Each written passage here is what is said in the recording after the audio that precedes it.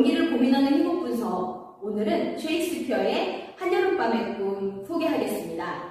이 작품은 매년 여러 대학들이 지정희곡으로 선정하기도 하고 연기를 시작하는 친구들이 반드시 읽어보고 연기를 경험해볼 필요가 있는 좋은 작품입니다. 셰익스피어의 희극은 모두 사랑의 결실인 결혼으로 마무리된다는 게 특징이에요. 이 작품에는 4쌍의 커플이 나오거든요. 이 커플들이 서로 싸우다가 또 서로 사랑이 엇갈리다가 또 화해를 하게 되는 그 과정을 그린 드라마인데요. 이 사랑이 가득한 환상적인 무대로 연출이 많이 되는 이 작품은 많은 연출자 그리고 연기자들이 꼭 한 번은 인생에서 해보고 싶은 그런 작품이에요. 1막이 시작되면 아테네 공작 테시어스가 그리고 히폴리타와 약혼한 상태에서 시작이 되는데 이 커플은 4일 후에 결혼을 하기로 예정되어 있습니다. 그리고 이 작품의 여자 주인공 허미아가 자신이 결혼하고자 하는 사람은 라이센더인데 아버지는 디미트리오스라는 남자랑 결혼을 하라고 합니다. 그래서 디미트리오스는 허미아랑 너무나 결혼하고 싶어 하지만 사실 디미트리오스는 또 다른 여자 헬레나랑 사귀고 있었습니다. 이러한 상황에서 허미아와 헬레나는 사실 둘도 없는 단짝 친구인데요. 그러한 속상한 마음을 허미아가 헬레나에게 털어놓자 헬레나도 자기가 디미트리오스를 너무 좋아하는데 그래도 디미트리오스를 만나서 그 허미아가 라이센더랑 같이 결혼하려고 이 도시를 떠난다는 소식을 전해주게 됩니다. 그리고 나서 이 숲의 또 다른 곳에서 시골 무지랭이 직공들이 이 4일 후에 이 결혼식에서 연극을 보여주기로 하는 재미있고 익살스러운 연극 준비 장면이 진행이 됩니다. 2막이 되면 숲의 정령의 모습이 나오는데 오베론과 티타니아입니다. 이 오베론과 티타니아는 숲에서 매일 싸우고 티격태격 그러한 모습으로 그려지는데 오베론은 디미트리오스가 헬레나를 구박하고 이제 다시는 날 따라오지 마라. 자기가 좋아하는 건 허미아다. 라고 그 헬레나에게 너무 모질게 구는 모습을 보면서 오베론이 안 되겠다. 저 청년 디미트리오스가 저 여자를 좋아하게 만들어줘야겠다 하면서 그 숲에 있었던 그 요정 컥이라고 하는 인물에게 심부름을 시킵니다. 사랑의 물약을 잠자고 있던 사이에 뿌리고 나면 잠에서 깨어나는 순간 처음 보게 되는 사람을 좋아하게 되는 그러한 마법의 물약입니다. 그리고 그 마법의 물약을 가지고 오베론은 티타니아를 약올리기 위해서 티타니아가 잠든 사이에도 티타니아 눈에다 뿌려둡니다. 그런데 요정 퍽이 디미트리오스를 본 적이 없기 때문에 도대체 누구한테 그 사랑의 꽃물을 뿌려야 되나 하다가 숲에서 잠들어 있던 라이센더의 눈에 뿌리게 됩니다.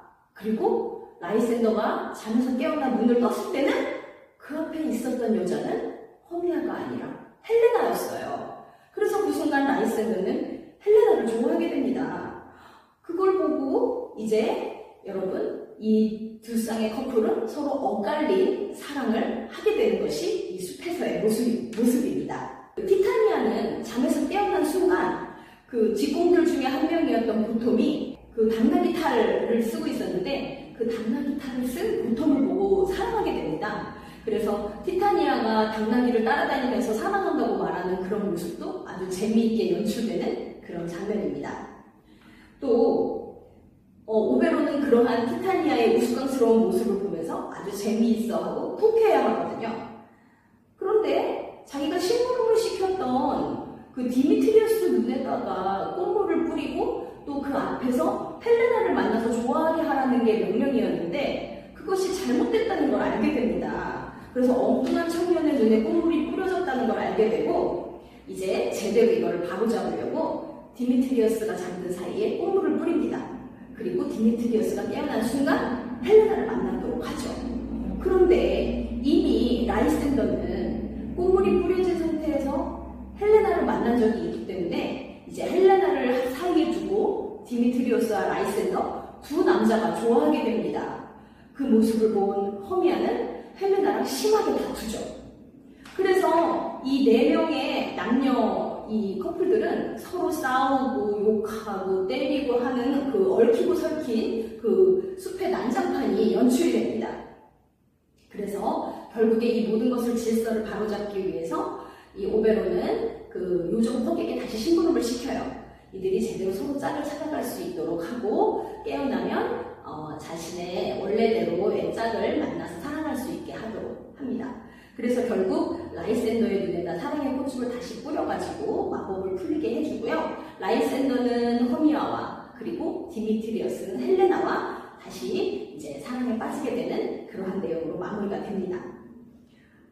그리고 결국에는 그건 마지막에 이 보텀과 퀸스의 이 연극을 보면서 또 이 모든 것이 참 꿈과 같다라고 이야기하면서 그건 마무리가 되거든요.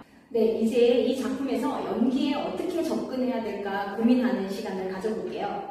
이 작품에서 라이센더랑 디미트리어스 그리고 헬레나와 허미아는 서로 바뀌어도 무방한 인물일까요? 사실 그렇습니다.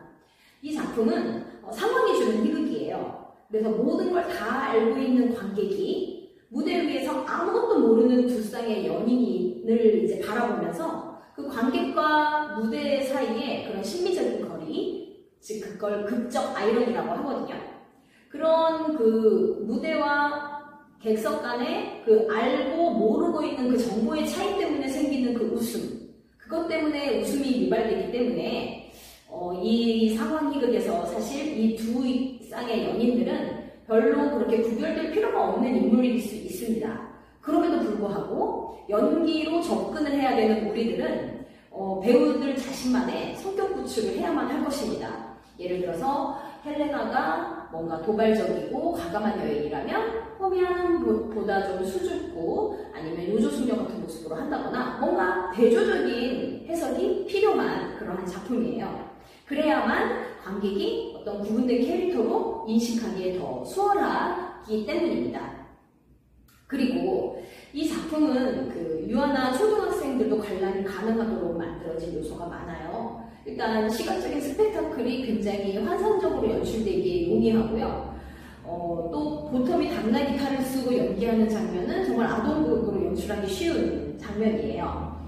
작품 전체의 배경이 되는 숲속이나 티타니아나 오베론, 이 역할은 환상을 자아내는 숲의 요정들이거든요. 그 사랑의 꽃물로 인해서 사랑에 빠지는 이 인물들 있죠. 이 인물들은 사실은 매우 진지하고 가슴 아픈 사랑에 빠진 연기를 해줘야 됩니다. 즉, 그 사랑에 빠진 상황에 몰입하면 몰입할수록 관객은 그 모습을 보고 웃을 수 있는 희극이기 때문입니다. 이 작품에서 그 퍽의 역할이 매우 매력적인데요. 이 작품 전체를 관찰하고 비평하고 분석하는 역할을 하고 있어요. 익살과 장난기가 가득하지만 가장 똑똑한 그 현자의 모습을 보여주는 광대 연기인 퍽. 이것도 또한 우리들이 도전해보고 여러 가지 형태로 형상화시켜 볼 수 있는 좋은 그 연기의 캐릭터라고 하겠습니다. 자, 이 작품 우리 모두 열심히 도전해봅시다. 감사합니다.